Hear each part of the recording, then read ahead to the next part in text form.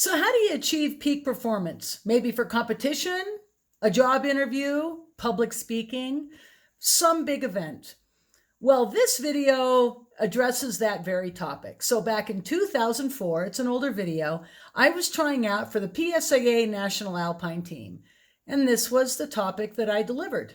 So I hope you enjoy it. And I hope the concepts are still relevant today. I think they are.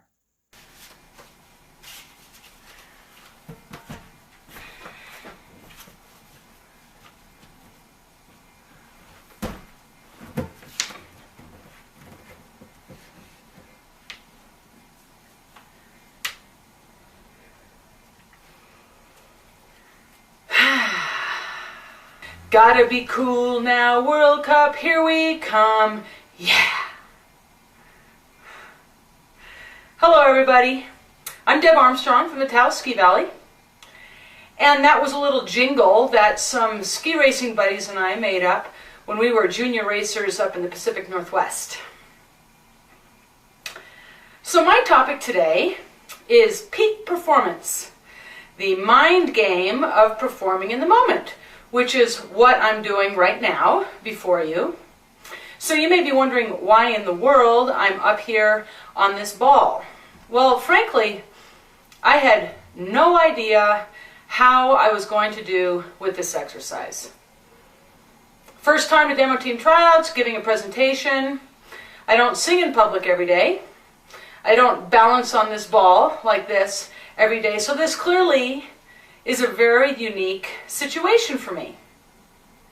But to be here on this ball right now in front of all of you, I've had to go through a process of drawing on the peak performance skills which I'd like to share with you today. So I've defined peak performance as doing the best with what you got. Your talent, your skills, and your knowledge. Doing poorly is not hopeless, it's copeless. It's a coping or mental skill deficiency, and we need coping skills to be able to be at our mental best to reach that peak performance. So I've identified 3 skills and attributes which I believe are crucial if we're going to get to that state of mind to be able to reach our peak performance. Now, of course, there's many others, but due to time today, I'm not going to be able to go over all those. So,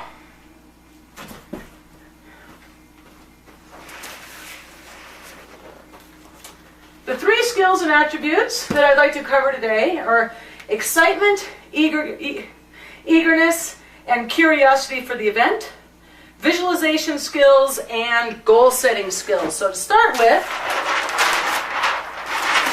eagerness and excitement and curiosity for the event. I felt all of this today prior to this presentation. Now, initially, I felt intense fear and apprehension about this whole idea and whole concept of giving this presentation and standing on this ball in front of all of you. So I had to go through a process of pretending, of tricking my brain, of fooling myself, of channeling those negative feelings of fear and apprehension into positive feelings of curiosity, eagerness, and excitement for this event. I had to convince myself that this really is an opportunity to get to know myself a little bit better. I had no idea how I was going to feel prior to getting on that ball. This was an opportunity for me to have a new experience, and I was excited about that. So why in the world does that matter? Why do we care? Because I believe to be at our peak performance, to be at our best, we need to have desire. Not for the outcome, but desire for the happening, desire for the experience, for the uniqueness of the experience. So I've got a story I'd like to share with you. In 1984, I was lucky enough to be a member of the Olympic team. And I knew prior to going into that event, it was going to be unlike anything that I had ever experienced in my lifetime. Unlike any World Cup race, any athletic competition, it was going to be different. And whatever came along with that circumstance, I wanted to experience it. Was I going to be more nervous, less nervous? Was I going to be tired? Was I going to be hungry? I had no idea what was going to come along with it, but bring it on. So, however I was going to feel in the starting gate, which could be a time for many of apprehension, I wanted to be there so badly because I wanted that unique experience. I had to convince myself that I felt the same way about being on this ball in front of all of you. It was kind of interesting and fun. Okay, next topic. Next skill or attribute.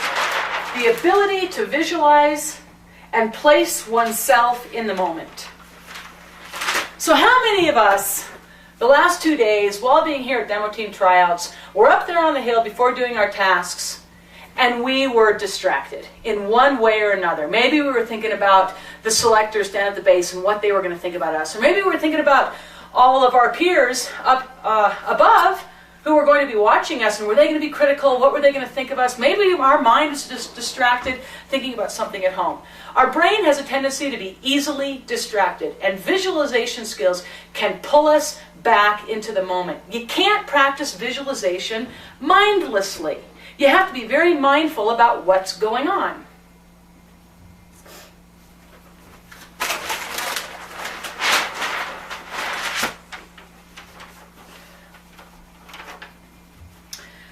So like technical skills, this takes practice.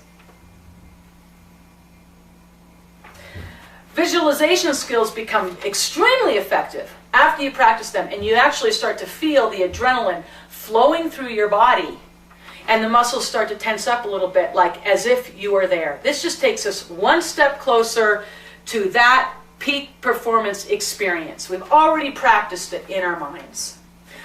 Practicing for this presentation today, being on the ball in the gym, I'd get to the gym, I'd stand on the ball, and I tried to visualize every situation that I might be encountered with right now. I tried to envision the color of the carpet. I tried to envision all of you watching me. I tried to envision hecklers in the back, and I tried to envision worst case scenarios, all in anticipation for this event, placing myself here. Finally, goal setting skills. Dreams versus goals. Dreams are desirable but unpredictable. They're often not reached, and they're generally a very long way off. But if you combine those dreams with effective goal-setting skills, now we're getting somewhere. Set goals that are within reach and reachable in a reasonable amount of time. Goals give you a target, and if you set effective goals, then reaching your goals becomes a habit. This in turn will perpetuate reaching more goals. If you don't set good goals, then not reaching your goals can also become a habit, and that would be a bad habit. So, over the years, I've practiced goal setting, and I've gotten in the habit of reaching my goals. So when the idea crept into my mind that maybe I could stand on this ball in front of all of you for this presentation, I had confidence in my goal-setting ability and going through the steps along the way to prepare myself to get there, that maybe I could be successful with it. So in conclusion, peak performance covers a wide spectrum of activities. It could be all of the ski tasks that we've been doing the last couple days. It could be the interview that we're going to be conducting. Or it could be giving a presentation or running our first marathon. But if peak performance is important, then eagerness, excitement, and curiosity gives life and energy for the event. Visualization provides the additional practice in anticipation. And goal-setting skills provide the small, realistic steps along the way to make those dreams come true. Thank you.